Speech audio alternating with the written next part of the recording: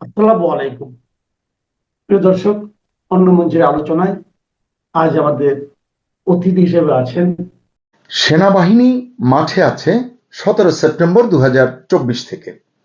নতুন নির্বাচিত সরকারের শপথের পরও 72 দিন পেরিয়ে গেছে, তবু সেনাবাহিনীর বেরাকে ফেরার নাম নেই। কিন্তু জনমনে আছে হাজারো প্রশ্ন। সেনাবাহিনী কি শুধু আইন শৃঙ্খলার প্রয়োজনেই মাঠে পড়ে আছে, নাকি এর পেছনেও আছে এমন কোনো সমঝোতা যা আমরা দেখতে পাচ্ছি না বা বুঝতে পারছি না? আরেকটা গুরুতর প্রশ্ন, ভয়টা কি আসলে আওয়ামী লীগকে? আসসালামু আলাইকুম, স্বাগত লিডস নিউজে। সম্মানিত দর্শক, 2024 সালের 17 সেপ্টেম্বর অন্তর্বর্তী সরকার সশস্ত্র বাহিনীকে ইনএইড টু সিভিল পাওয়ার বা বেসামরিক প্রশাসনকে সহায়তার লক্ষ্যে 60 দিনের জন্য মাঠে নামায়। তাদেরকে দেয়া হয় ম্যাজিস্ট্রেসি পাওয়ার। উদ্দেশ্য ছিল পরিষ্কার: আইন শৃঙ্খলা দ্রুত নিয়ন্ত্রণে আনা, অপতৎপরতা কমানো এবং পুলিশের মনোবল ফিরিয়ে আনা। এরপর দফায় দফায় তাদের ক্ষমতার মেয়াদ বাড়ানো হয়েছে। মাঝখানে সেনাপ্রধান অর্ধেক সদস্য ব্যারাকে ফিরিয়ে নিয়ে গেছেন। বাকিদের ফিরিয়ে নেবার বিষয়ে একাধিকবার তিনি বক্তব্য দিয়েছেন, কিন্তু ওই পর্যন্তই। এখনো স্ট্রাইকিং ফোর্স হিসেবে 15,000 সেনা সদস্য মাঠে রয়েছেন। তারা কবে ব্যারাকে ফিরবেন ঠিক নেই। গতকাল 28 এপ্রিল স্বরাষ্ট্রমন্ত্রী সালাউদ্দিন আহমদ বলেছেন, পরিস্থিতি বিবেচনায় ধাপে ধাপে ফিরবে সেনাবাহিনী। তাকে প্রশ্নটি করা হয়েছিল। সরকারের চাহিদা ও বিদ্যমান আইন মেনেই সেনাবাহিনী মাঠে দায়িত্ব পালন করছে বলেছেন সালাউদ্দিন আহমেদ, এবং আরো বলছেন, প্রয়োজন শেষ হলে তাদের প্রত্যাহার করে নেওয়া হবে। অর্থাৎ প্রয়োজন শেষ হয়নি এবং পরিস্থিতিও স্বাভাবিক হয়নি, এটি বোঝা যাচ্ছে। কিন্তু সেই প্রয়োজনটা কি এবং স্বাভাবিক হওয়ার মাপকাঠিটা কি? 15 ফেব্রুয়ারি 2026 এবছর সেনাপ্রধান জেনারেল ওয়াকারুজ্জামান বলেছেন, নতুন সরকারের শপথের পরই, মানে নির্বাচনের পরে বলেছেন, সেনাবাহিনী ব্যারাকে ফিরবে। আবার একটু ফাঁকও রেখেছেন, বলেছেন নতুন সরকার যখন বলবে তখনই ব্যারাকে ফিরবে সেনাবাহিনী। 15 ফেব্রুয়ারি 2026, মানে এখানে একটা টুইস্ট আছে। একটা গুরুত্বপূর্ণ স্টেটমেন্ট দিয়েছেন সাবেক প্রধান উপদেষ্টার তৎকালীন প্রেস সচিব শফিকুল আলম। তিনি বলেছেন, নির্বাচনের মাধ্যমে পুলিশ তার আত্মমর্যাদা ফিরে পেয়েছে। অর্থাৎ পুলিশের যে ক্ষমতা চলে গিয়েছিল, শক্তি নিঃশেষ হয়ে গিয়েছিল, আত্মমর্যাদা ফিরে পাওয়ার মধ্য দিয়ে সেটি প্রতিষ্ঠিত হয়েছে, এমনটি তিনি হয়তো বোঝাতে চেয়েছেন। এর একদিন পরেই, মানে 16 ফেব্রুয়ারি, আবার সেনাপ্রধান জেনারেল ওয়াকারুজ্জামান বলেছেন, নবনির্বাচিত সরকার দায়িত্ব গ্রহণ করলে সেনাবাহিনী ব্যারাকে ফিরে যাবে। আপনারা জানেন, নতুন সরকার দায়িত্ব নিয়েছে 17 ফেব্রুয়ারি। আজকে 29 এপ্রিল 2026, অর্থাৎ প্রায় 72 দিন, কিন্তু সেনা সদস্যরা এখনো মাঠে আছেন। অবশ্য সেনাপ্রধান সাথে এটাও বলেছিলেন, পরিস্থিতির উপর পুলিশের নিয়ন্ত্রণ পুরোপুরি না আসা পর্যন্ত আইন শৃঙ্খলা রক্ষায় সহায়তার জন্য সেনাবাহিনীর একটি অংশ মাঠে থাকবে। প্রশ্ন হলো, পরিস্থিতি পুলিশের নিয়ন্ত্রণে কবে আসবে? 2 বছর তো প্রায় হয়ে গেল। এই নিয়ন্ত্রণে আসার প্যারামিটারটাই বাকি। 2 বছরেও যদি পুলিশ শক্তিশালী না হতে পারে, তাহলে দায়টা কার? আচ্ছা, সেনাবাহিনী কি বিএনপির প্রয়োজনে রাজনৈতিক কোনো কাজে ব্যবহৃত হচ্ছে? এমন প্রশ্ন অনেকে তুলছেন। অথচ 8 ফেব্রুয়ারি, মানে নির্বাচনের আগে, বিএনপি চেয়ারম্যান তারেক রহমান বলেছিলেন, বিএনপি ক্ষমতায় গেলে সেনাবাহিনীকে রাজনৈতিক উদ্দেশ্যে ব্যবহার করা হবে না। তিনি সেনাবাহিনীর গৌরব পুনরুদ্ধারের বিষয়টিও গুরুত্ব দিয়ে উল্লেখ করেছিলেন। বুঝতে পেরেছিলেন যে সেনাবাহিনীর গৌরবে ভাটা টান পড়েছে। সেই বিএনপি এখন ক্ষমতায়। ইতিমধ্যে 2.5 মাস অতিক্রান্ত হয়েছে, কিন্তু সেনাবাহিনীকে ব্যারাকে ফেরানোর কোনো দৃশ্যমান উদ্যোগ কিন্তু নেই। তাহলে কথা আর বাস্তবতার মধ্যে এই ফারাক কি ইঙ্গিত দেয়? সেনাবাহিনী মাঠে থেকে আইন শৃঙ্খলা ঠিক রাখার দাবি করেছে, বিভিন্ন সময় বলেছে। অথচ আজকের, মানে 29 এপ্রিল দৈনিক নয়া দিগন্তে পড়লাম, মাসুম মোস্তফা এমপি বলেছেন ওই সংবাদে যে একজন একজন সংসদ সদস্য, নেত্রকোনা 5 পূর্বদলার এমপি, তিনি একজন সংসদ সদস্য হয়েও যদি আমাকে চরম নিরাপত্তাহীনতায় ভুগতে হয়, তবে সাধারণ মানুষের নিরাপত্তা কোথায়? 5 আগস্টের পর কি আমরা এমন বাংলাদেশ চেয়েছিলাম? প্রশ্ন হলো, সেনাবাহিনী মাঠে থাকার পরও একজন এমপি কেন নিরাপদ বোধ করছেন না? তাহলে তাদের মানে সেনাবাহিনীর থাকা আর না থাকায় পার্থক্যটা কোথায়? অথচ সেনাবাহিনীর মাঠে থাকা নিয়ে কত যুক্তি আমরা শুনেছি, মানে আমাদের শোনানো হয়েছে। 26 ডিসেম্বর 2024 সেনা সদরের colonel staff colonel Intekhab Haider Khan বলেছেন, দেশের গুরুত্বপূর্ণ স্থাপনায় হামলা নাশকতা প্রতিরোধ এবং নিরাপত্তায় কাজ করছে সেনাবাহিনী। আমি শুধু জানতে চাই বিনয়ের সঙ্গে, ওই তারিখের পরে দেশে যেসব স্থাপনায় হামলা নাশকতা হয়েছে সে বিষয়ে কি জবাব দেবেন তিনি? কম তো হয়নি। দেশের বিভিন্ন শিল্পাঞ্চলে অস্থিতিশীল পরিস্থিতি মোকাবেলায় দু একটি ব্যতিক্রম বাদে সেনাবাহিনী প্রশংসনীয় ভূমিকা পালন করেছে। সেখানেও নানান যদি কিন্তু আছে, যাই হোক সেদিকে আমি গেলাম না। কিন্তু এদেশের নাগরিকের কোন ব্যক্তির প্রতিষ্ঠান এবং সম্পদ রক্ষায় কতটা যথাযথ ভূমিকা পালন করেছে সেনাবাহিনী, সেই প্রশ্নটি কিন্তু করাই যায়। 17 ফেব্রুয়ারি 2025-এও সেনা সদরের এক প্রেস ব্রিফিং এ একই কথা উচ্চারিত হয়েছে, দেশের সার্বিক পরিস্থিতি স্থিতিশীল রাখতে কাজ করছে সেনাবাহিনী। 19 জুন 2025-এ মিলিটারি অপারেশনস ডিরেক্টরেটের স্টাফ কর্নেল মোহাম্মদ শফিকুল ইসলাম বলেছেন, সেনাবাহিনী সাধারণ জনগণের নিরাপত্তা ও দুর্ভোগ লাঘবে সর্বদা প্রতিশ্রুতিবদ্ধ। এর পাশাপাশি মব ভায়োলেন্স নিয়ন্ত্রণের প্রতিশ্রুতি শুনেছে জাতি, কিন্তু কার্যকর ব্যবস্থা দেখেনি, বরং কিশোর গ্যাংয়ের বাম্পার ফলন দেখেছে। বেশ রমরমা চাঁদাবাজি চলেছে এই সময়ে। 5 নভেম্বর 2025 সদর দপ্তরের আর্মি ট্রেনিং অ্যান্ড ডক্ট্রিন কমান্ডের general officer commanding GOC lieutenant general Mohammad Mainur Rahman বলেছিলেন, নির্বাচন হলে দেশের আইন শৃঙ্খলা পরিস্থিতির উন্নতি হবে, দেশে স্থিতিশীলতা আসবে এবং সেনাবাহিনী ব্যারাকে ফিরে যেতে পারবে। নির্বাচন হয়েছে, সরকারও গঠিত হয়েছে, কিন্তু প্রত্যাশা ও প্রতিশ্রুতি পূরণ হয়নি। এই সময়টিতে আসলে দেশ কি দেখেছে একটু যদি আমরা দেখি। 24 ফেব্রুয়ারি 2025-এ, মানে আমি একেবারে র্যান্ডমলি নিয়েছি, গত কয়েকদিনেরটা নিলেও নিতে পারতাম, আমি র্যান্ডমলি নিয়েছি। জাগো নিউজে প্রকাশিত একটি সংবাদের শিরোনাম বলি আপনাদেরকে। শিরোনামটি হচ্ছে, নিরাপত্তা নিয়ে শঙ্কায় মানুষ, আইন শৃঙ্খলা বাহিনী করছে কি? অপারেশন ডেভিল হার্টের দোহাই দিয়ে আওয়ামী লীগের নেতাকর্মীদের আইনের আওতায় আনার ক্ষেত্রে বেশ তৎপর দেখা গেছে আইন শৃঙ্খলা রক্ষাকারী বাহিনীকে। এই সময়ে সেনাবাহিনী মাঠে থাকার পরও প্রকাশ্যে গুলি, চাপাতি দিয়ে কোপানো এবং ভয় দেখিয়ে ডাকাতি, চুরি, ছিনতাইয়ের ঘটনা প্রায় ডালভাত হয়ে গিয়েছে। সুপ্রিম কোর্টের জ্যেষ্ঠ আইনজীবী শাহদিন মালিক বলেছেন, আইন শৃঙ্খলা রক্ষা সেনাবাহিনীর কাজ নয়, জাতীয় প্রয়োজনে বেসামরিক প্রশাসনকে সহায়তার জন্য তাদেরকে ডাকা যায়, ডাকলেও সেটা অনির্দিষ্টকালের জন্য নয়। শাহদিন মালিক বলেছেন, 2007 সালে 111-এর পর প্রায় 2 বছর সেনাবাহিনী দেশের আইন শৃঙ্খলা রক্ষার কাজে নিয়োজিত ছিল। এই নিয়োজিত থাকায় শেষ পর্যন্ত, মানে এত লম্বা সময় থাকার কারণে শেষ পর্যন্ত ভালো অভিজ্ঞতা নিয়ে সেনানিবাসে ফিরতে পারেনি সেনাবাহিনী। সেই অভিজ্ঞতা ইতিমধ্যেই আরো তেতো হয়েছে। কতিপয় ছাত্র নেতা, কতিপয় ব্যারিস্টার নেতা সেনাবাহিনী, সেনাপ্রধান, ডিজিএফআই নিয়ে যেসব কথা বলেছেন, যেরকম অঙ্গভঙ্গি করেছেন, রক্ত মাংসের সাধারণ মানুষেরও তাতে স্থির থাকা কঠিন। কিন্তু তারা বেশ স্থির আছেন, নমনীয় আছেন। এজন্যই অনেকে প্রশ্ন করছেন, পেছনের আসল রহস্যটা কি? আসলে সেনাবাহিনীর সম্মানটা নষ্ট করেছে ইউনূস বাহিনী।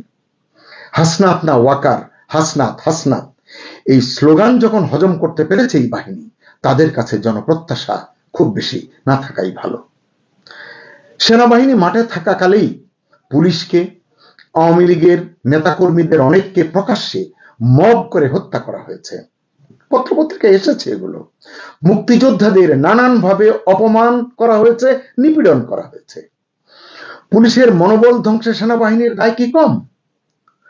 অনেকে এমনও বলছেন, 71-এও পুলিশ এতটা বিধ্বস্ত হয়নি, 24-এ এবং তারপরে যতটা হয়েছে।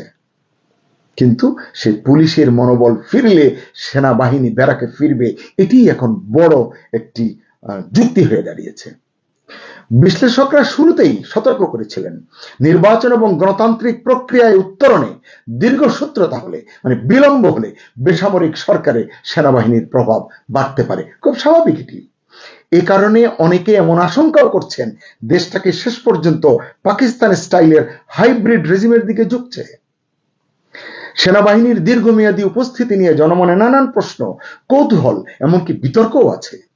তারা জানতে চান কেন সেনাবাহিনী ব্যারাকে ফিরছে না এখনো, কবে ফিরবে আসলে। বর্তমান রাজনৈতিক প্রেক্ষাপটে রাজনৈতিক স্থিতিশীলতা প্রতিষ্ঠায় কি ভূমিকা পালন করছে এই সেনাবাহিনীর মাঠে উপস্থিতি। অনেকে বলছেন 5 আগস্টের পর থেকে দেশে কি পরোক্ষ সেনা শাসন চলছে। আমরা এমনটি বলতে চাই না, কিন্তু কেউ কেউ এমনটি বলছেন সেনা সদস্যদের একাংশ নাকি বা একটি অংশ নাকি ফিরতে চায় না। কারণ কি? কারণ তারা বলছেন মাঠে থাকলে নাকি ক্ষমতা ব্যবহার করা যায় বেশ ভালোভাবে। এই ক্ষমতার কি অর্থ আমি জানি না।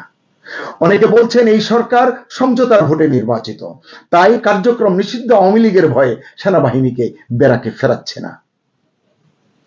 অথবা বিএনপি পুরোপুরি মাঠ দখল না করলে সেনাবাহিনী ব্যারাকে ফিরবে না। ব্যাপারটা কি এরকম? কারো প্রশ্ন কিন্তু আরো বেয়ারা। এখন বাংলাদেশের ক্ষমতায় কারা তারা জানতে চায়। তারা নিজেরাই প্রশ্ন করছে, বিএনপি নাকি জামাত নাকি আর্মি নাকি অন্য কেউ। সেনাবাহিনী ব্যারাকে ফিরে গেলে বিএনপি কি কার্যক্রম নিষিদ্ধ আওয়ামী লীগ ছাত্রলীগকে সামাল দিতে পারবে? এই ভয়টা কি কাজ করছে সরকারের মনে?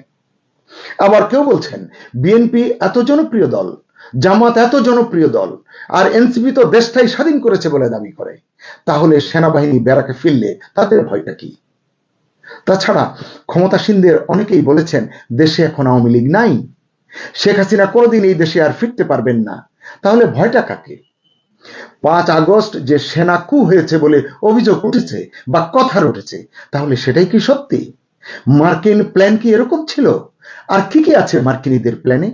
নাকি সেনাবাহিনী ভয় পাচ্ছে তারা ব্যারাকে ফিরলে আওয়ামী লীগ ছাত্রলীগ একযোগে দেশে ঢুকে পড়বে, মাঠে নেমে আসবে? বিশ্লেষকরা বলছেন আইন শৃঙ্খলা এখনো পুরোপুরি নিয়ন্ত্রণে আসেনি। সরকারও স্বীকার করছে, সেনাবাহিনীও এটি স্বীকার করছে, সেনাপ্রধান তো বলছেনই। রাজনৈতিক স্থিতিশীলতা এখনো ভঙ্গুর, বিশ্লেষকরা বলছেন। তাই এখনো কোনো অদৃশ্য সমঝোতা আছে কিনা এমন প্রশ্ন করছেন অনেকে। বিশ্লেষকদের একাংশ বলছেন সেনাবাহিনী ব্যারাকে ঢুকলেই কি আওয়ামী লীগ আবার সংগঠিত হতে শুরু করবে? এজন্যই কি সেনাবাহিনীকে মাঠে রাখা হচ্ছে? কিন্তু যদি রাখা হয় এতে কিন্তু ঝুঁকি আছে। এতে গণতান্ত্রিক প্রতিষ্ঠান দুর্বল হয়ে যায়, রাজনৈতিক সিদ্ধান্তে অদৃশ্য প্রভাব তৈরি হয় এবং জনগণের আস্থা কমে যায়। এটা শুধু সেনাবাহিনীর জন্য ঝুঁকি নয়, এটা রাজনীতির জন্য ঝুঁকি, সেনাবাহিনীর জন্য ঝুঁকি। দীর্ঘদিন মাঠে থাকলে তাদের শক্তি, সেনাবাহিনীর শক্তি এবং নিরপেক্ষতা নিয়েও প্রশ্ন উঠতে পারে। সব মিলিয়ে প্রশ্নটা এখন আর ছোট নয়। সেনাবাহিনী মাঠে আছে, সরকার হয়তো মনে করছে প্রয়োজন আছে, কিন্তু শেষ পর্যন্ত এটা কি শুধু আইন শৃঙ্খলার বিষয়, নাকি এর পেছনে আছে অদৃশ্য কোনো সমঝোতা, নাকি সত্যি সত্যি আওয়ামী লীগের ভয় আছে মনে? উত্তর যাই হোক, একটা বিষয় কিন্তু পরিষ্কার, এই অনিশ্চয়তা যতদিন থাকবে প্রশ্নও ততদিন থাকবে। সুপ্রিয় দর্শক, আপনার কি মনে হয় সেনাবাহিনী কেন ব্যারাকে ফিরছে না? কমেন্টে আপনার মতামত জানান। বাংলাদেশে জঙ্গি পরিস্থিতি আরো নাজুক হয়ে উঠেছে। দেশের প্রধান বিমানবন্দরে রেড অ্যালার্ট জারি করা হয়েছে। আরো যেসব স্থাপনায় রেড অ্যালার্ট জারি হয়েছে সেসব সম্পর্কে আগের ভিডিওতে আপনাদের জানিয়েছিলাম। অনেকেই বলতে শুরু করেছেন যে দেশে তেল নেই, গ্যাস নেই, বিদ্যুৎ নেই, খাদ্য পরিস্থিতি ভয়ঙ্কর, অর্থনীতির অবস্থা চরম। সব মিলিয়ে যে কোনো মুহূর্তে বাংলাদেশ দেউলিয়া বা ব্যর্থ রাষ্ট্র হয়ে যেতে পারে। আর তারেক রহমানের সরকার সেটা বুঝতে পেরেই এই জঙ্গি ইস্যুকে সামনে এনে সবকিছুর দায়ভার এই জঙ্গিদের উপর চাপাতে চাইছে। কিন্তু অবস্থা দৃষ্টে মনে হচ্ছে যে কথা সত্য হলেও তাতে জঙ্গি পরিস্থিতি যে ভয়াবহ আকার ধারণ করেছে সে সত্য বদলাবে না। অথচ আজ যখন সারা দেশে এক ভীতি এবং শঙ্কার পরিবেশ, তখন সরকারের ভেতর থেকে আসছে পরস্পর বিরোধী বক্তব্য।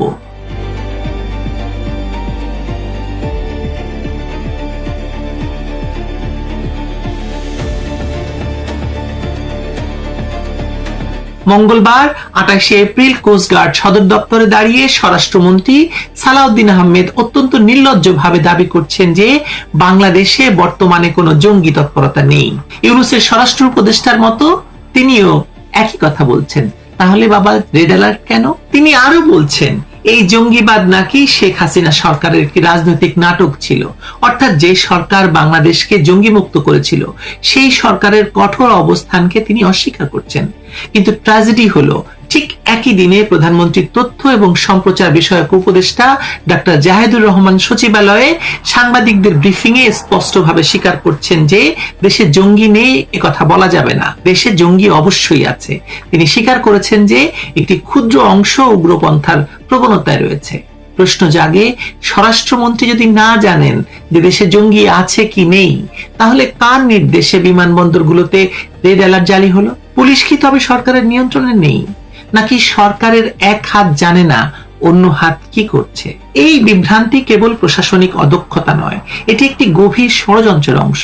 ডক্টর জাহেদুর রহমান একদিকে স্বীকার করছেন জঙ্গিদের অস্তিত্ব, অন্যদিকে গত 1.5 দশক ধরে চলা জঙ্গি বিরোধী অভিযানকে প্রশ্নবিদ্ধ করার অপচেষ্টাও করেছেন। তারা বলছেন অতীতে জঙ্গিবাদকে রাজনৈতিক উদ্দেশ্যে ব্যবহার করা হয়েছিল, কিন্তু আজ যখন হযরত শাহজালাল আন্তর্জাতিক বিমানবন্দরে গোয়েন্দা নজরদারি বাড়ানো হয়েছে, সশস্ত্র পাহারা কয়েক গুণ বৃদ্ধি করা হয়েছে, তখন কি তারা স্বীকার করবেন না যে পরিস্থিতি তাদের নিয়ন্ত্রণের বাইরে চলে গেছে? বিমানবন্দরের প্রতিটি প্রবেশপথ যে কড়াকড়ি পোশাকে এবং সাদা পোশাকে আইন শৃঙ্খলা বাহিনীর অতিরিক্ত মোতায়েন, এগুলো কি নাটকের অংশ? যদি নাটক না হয় তবে স্বরাষ্ট্রমন্ত্রী কেন সত্য গোপন করছেন? পুলিশ সদর দপ্তরের ডিআইজি কামরুল হাসানের সই করা চিঠিতে স্পষ্ট বলা হয়েছে যে সম্প্রতি গ্রেপ্তার হওয়া উগ্রবাদী সদস্য ইশতিয়াক আহমেদ শামী ওরফে আবু বক্করের সঙ্গে সেনাবাহিনীর চাকরিচ্যুত 2 সদস্যের নিয়মিত যোগাযোগের প্রমাণ পাওয়া গেছে। এটা কি কোনো তুচ্ছ ঘটনা? যখন সেনাবাহিনী, বিমান বাহিনী এবং পুলিশের ভেতরে জঙ্গিরা অনুপ্রবেশ করে, যখন অস্ত্রাগার লুটের পরিকল্পনা করা হয়, তখন স্বরাষ্ট্রমন্ত্রী কোন সাহসে বলেন যে দেশে কোনো জঙ্গি নেই? বাস্তবতা হলো অবৈধ ইউনূস সরকার ক্ষমতা নেওয়ার পর থেকে বাংলাদেশে জঙ্গিবাদ এক নতুন মাত্রা পেয়েছিল। তথাকথিত জুলাই গণ অভ্যুত্থানের সময় কারাগার ভেঙে 900 বন্দী পলায়ন এবং বিপুল পরিমাণ অস্ত্র লুট হওয়ার পর থেকেই এই জুলাই সন্ত্রাসীরা আন্ডারগ্রাউন্ডে চলে গিয়েছিল। ইউনূস সরকারের স্বরাষ্ট্র উপদেষ্টা যখন ঘোষণা দিয়েছিলেন দেশে কোনো জঙ্গি নেই, তখন সেই সুযোগে জামাতুল আনসার ফিল হিন্দাল শারকিয়ার প্রতিষ্ঠাতা মোহাম্মদ মুহিবুল্লাহর মতো ভয়ঙ্কর জঙ্গিরা জামিনে মুক্ত হয়ে বেরিয়ে আসে। ইউনূস সরকারের বর্ধিত সংস্করণ তারেক রহমানের সরকার পরিস্থিতির গুরুত্ব বুঝতে পেরে রেড অ্যালার্ট দিলেও তাদের দলের মন্ত্রীরা এখন মিথ্যাচার করছেন। এই সরকারের তথ্য উপদেষ্টা দাবি করছেন তারা ডিসইনফরমেশন বা অপতথ্য সহ্য করবেন না, অথচ তারাই সবচেয়ে বড় অপতথ্য ছড়াচ্ছেন যে দেশে জঙ্গি নেই। যদি জঙ্গি না থাকে তবে কেন সশস্ত্র বাহিনীর অর্ধ শতাধিক সদস্যকে নজরদারির আওতায় এনে হাউস অ্যারেস্ট করা হলো? কেন পাকিস্তানের নিষিদ্ধ জঙ্গি সংগঠন তেহরিকি তালেবান পাকিস্তান বা টিটিপি সামাজিক যোগাযোগ মাধ্যম ব্যবহার করে বাংলাদেশি তরুণদের উগ্রবাদে উদ্বুদ্ধ করছে এবং পাকিস্তানে নিয়ে প্রশিক্ষণ দিচ্ছে? ঝিনাইদহের মহেশপুর সীমান্তে আফগানিস্তানের নাগরিক হাশমত মোহাম্মদীর লাশ উদ্ধারের ঘটনা কি প্রমাণ করে না যে বাংলাদেশে এখন আন্তর্জাতিক জঙ্গি নেটওয়ার্কের অবাধ চারণভূমি হয়ে উঠছে? সবচেয়ে ভয়াবহ তথ্য হলো নিষিদ্ধ জঙ্গি সংগঠন আনসার আল ইসলামের আধ্যাত্মিক নেতা হিসেবে পরিচিত আলিয়া আহসান উজামার জামায়াত ইসলামীতে যোগদান। গত 17 জানুয়ারি জামায়াতের শীর্ষ নেতাদের উপস্থিতিতে তিনি দলে যোগ দিয়েছেন। এই উসামা সেই ব্যক্তি যে কিনা 2021 সালে সংসদ ভবনে 313 জন আত্মঘাতী নিয়ে সশস্ত্র হামলার পরিকল্পনা করেছিল, যে ব্যক্তি ভারতের পশ্চিমবঙ্গে জঙ্গি নেটওয়ার্কের সঙ্গে যুক্ত, যে ব্যক্তি জিহাদের নামে তরুণদের মগজ ধোলাই করে, তাকে যখন জামায়াত বরণ করে নেয় তখন বুঝতে বাকি থাকে না যে এই সরকার আসলে জঙ্গিবাদ দমনে নয়, বরং জঙ্গিবাদকে রাষ্ট্রীয় পৃষ্ঠপোষকতা দিতে ব্যস্ত। জামায়াতের আমির শফিকুর রহমান নিজে যখন জঙ্গি অর্থায়নে অভিযুক্ত এবং তার পুত্র জঙ্গি নেতা, তখন এই সরকারের কাছ থেকে জনগণের নিরাপত্তা আশা করাটা এক বড় পরিহাস। টিটিপির বিস্তৃত নেটওয়ার্ক আজ ক্রিপ্টোকারেন্সি এবং ডিজিটাল ওয়ালেটের মাধ্যমে কোটি কোটি টাকা বাংলাদেশে আনছে, আর তারেক রহমানের সরকার সেই তথ্য গোপন করে জনগণের দৃষ্টি অন্যদিকে সরাতে চাইছে। তারেক রহমানের উপদেষ্টা ডক্টর জাহিদুর রহমান বলছেন তারা ফটোকার্ড বা বিকৃত সংবাদ সহ্য করবেন না, কিন্তু তিনি কি এটা সহ্য করবেন যে তার সরকারের অধীনেই সেনাবাহিনী, বিমান বাহিনী এবং পুলিশের উচ্চ পর্যায়ের প্রশিক্ষিত সদস্যরা জঙ্গিবাদে জড়িয়ে পড়েছে? কনস্টেবল শফিকুল হাসানের মোবাইল ফরেনসিক পরীক্ষায় কি পাওয়া গেল তা কি সরকার প্রকাশ করবে? তারা বলছে ফ্যাসিবাদী আমলের জঙ্গি নাটক নাকি এখন শেষ, কিন্তু আমরা দেখতে পাচ্ছি বর্তমান সরকার নিজেই একটি মহা সংকট তৈরি করেছে। যখন তেল, গ্যাস, বিদ্যুতের অভাবে জনজীবন অতিষ্ঠ, যখন চাল ডালের দাম সাধারণ মানুষের ক্রয় ক্ষমতার বাইরে, তখন এই সরকার একটি জঙ্গি অ্যালার্ট জারি করে মানুষের ক্ষোভকে স্থিমিত করতে চাইছে। অথচ এই জঙ্গি হুমকি কাল্পনিক নয়, এটি তাদেরই তৈরি করা। যে জঙ্গিদের জুলাই মাসে কারাগার থেকে মুক্ত করা হয়েছিল তারাই আজ বুমেরাং হয়ে ফিরে আসছে। পুলিশ সদর দপ্তর থেকে সব জেলায় সতর্কতা পাঠানো হয়েছে, সিআইডি এবং স্পেশাল ব্রাঞ্চকে সক্রিয় করা হয়েছে। এসব কি তবে মিথ্যে? স্বরাষ্ট্রমন্ত্রী যদি মনে করেন মৌলবাদী এবং কট্টরপন্থী রাজনৈতিক গোষ্ঠী থাকা স্বাভাবিক, তবে তিনি ভুলে যাচ্ছেন এই কট্টরপন্থার হাত ধরেই হোলি আর্টিজানের মতো ঘটনা ঘটেছিল। তখন উসামার মতো মানুষ সংসদ ভবনে হামলার পরিকল্পনা করে এবং পরে জামায়াতের সহযোগী সদস্য হয়। তখন বুঝতে হবে রাষ্ট্রের সর্বোচ্চ আইনসভার নিরাপত্তাও আজকে হুমকির মুখে। ডক্টর জাহিদুর রহমান আজ সচিবালয়ে লম্বা চওড়া কথা বলেছেন সাংবাদিকতার মান নিয়ে, কিন্তু তিনি কি বলতে পারবেন কেন তার সরকার একের পর এক জঙ্গিকে মুক্তি দিয়ে দেশকে আফগানিস্তান বানানোর পথে ঠেলে দিল? কেন আজ বাংলাদেশি তরুণরা পাকিস্তানের টিটিপির হয়ে যুদ্ধ করতে গিয়ে মারা যাচ্ছে? তারেক রহমানের সরকার আজ যে রেড অ্যালার্ট জারি করেছে, সেই একই সরকারের মদদে জামায়াত, শিবির, জুলাই সন্ত্রাসীরা, কারামুক্ত জঙ্গিরা রাজপথে মিছিল করছে। যারা একসময় বলতো জঙ্গি নেই, আজ তারা জঙ্গি হামলার ভয়ে বিমানবন্দর সিল করে দিচ্ছে। আসলে এখানে দুটো সত্য একসঙ্গে সত্য।